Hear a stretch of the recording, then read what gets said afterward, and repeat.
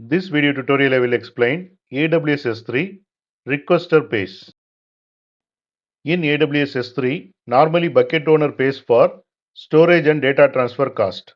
But with the Requester Pays, the person accessing the files pays for the cost instead of the bucket owner. Why we have to use Requester Pays? You don't have to pay when others download your files. If you share large data sets, let user pay for their own access. Only serious users will download, which reduce unnecessary access. How does Requester Pays work? Bucket owner enables Requester Pays. This setting is turned on in S3. Users who download the files pay the cost. The person downloading needs to have AWS account. Costs include our data transfer fees and request fees. AWS bills the requester, not the owner.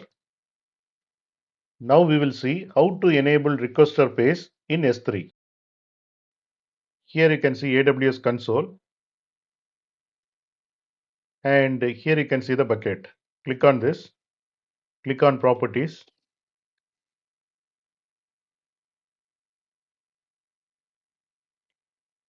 Here you can see Requester Pays section. Currently it is disabled.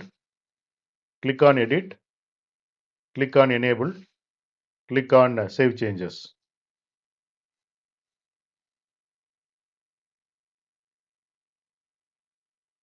Now it is enabled. So like this, we can enable this particular feature. If a user wants to download from a Requester Pays bucket, they must explicitly agree to pay. Here you can see AWS CLI command. Using that, you can download. Here you can see request payer requester. This flag tells the AWS that they accept the cost. Things to keep in mind when you use this functionality. Only AWS users can pay for request. If you want free public access, don't enable Requester Pays. The bucket owner still pays for storing the files.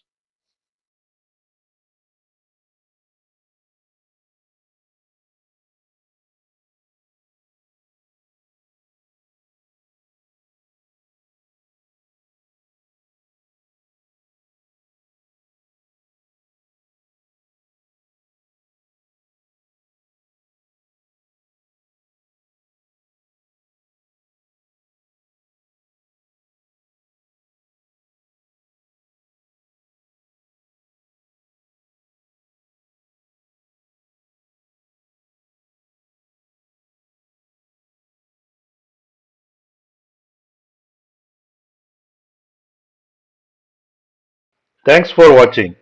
If you like this video, please click on like button and please subscribe to my channel. You can get Java source code and PowerPoint presentation for each and every video. That you can see it in the description section of the video. Click on show more, and here you can see the description, and here you can see the links to download source code and PowerPoint presentation.